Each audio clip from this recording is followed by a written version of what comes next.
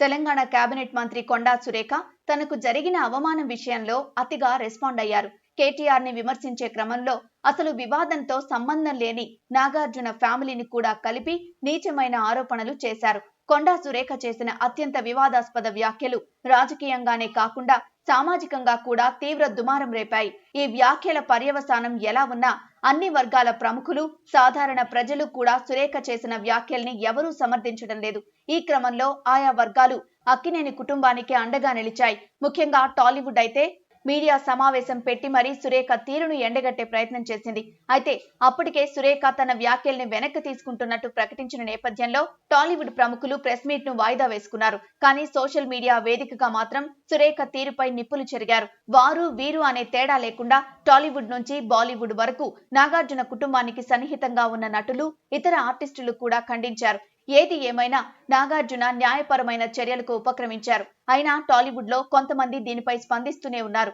ఇదే కాంగ్రెస్ పెద్దల్ని ఆగ్రహానికి గురి చేస్తోంది. గత ప్రభుత్వ హయాంలో ఏం జరిగినా సైలెంట్ గా ఉండి ఇప్పుడు కాంగ్రెస్ ప్రభుత్వంలో మాత్రం అంతా కలిసికట్టుగా దాడికి దిగడం పట్ల కాంగ్రెస్ పెద్దల్లో అసంతృప్తి వ్యక్తమవుతోంది. ముఖ్యంగా దీనిపై సీఎం రేవంత్ రెడ్డి తీవ్ర ఆగ్రహంగా ఉన్నారని తెలుస్తోంది. ఇప్పటికే టాలీవుడ్ విషయంలో రేవంత్ అసంతృప్తిగా ఉన్నారు. గద్దర్ అవార్డుల విషయంలో కలిసి రావడం లేదు, కానీ టికెట్ రేట్ల పెంపు, ఇతర విషయాల కోసం మాత్రం పరుగులు పెడుతూ వస్తున్నారు. ప్రభుత్వంపై ఏదైనా విమర్శలు చేయాలనుకుంటే ముందుకు వస్తున్నారు.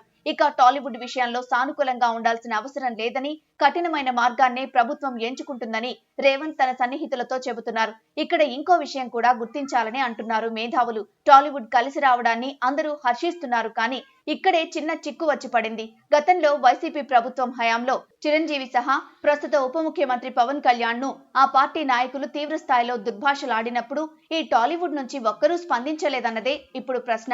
ఇప్పుడు ఇది ప్రస్తావనార్హం కాకపోయినా సోషల్ మీడియాలో మాత్రం ఆగడం లేదు. నాడు మౌనంగా ఎందుకున్నారు?